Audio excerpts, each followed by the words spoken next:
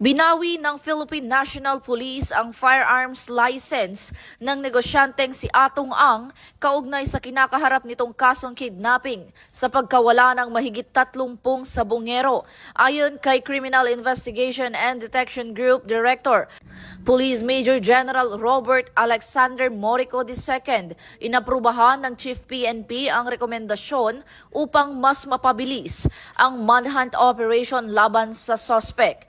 Inatasan na rin ang kampo ni Ang na isuko ang naturang baril sa Firearms and Explosive Office ng PNP.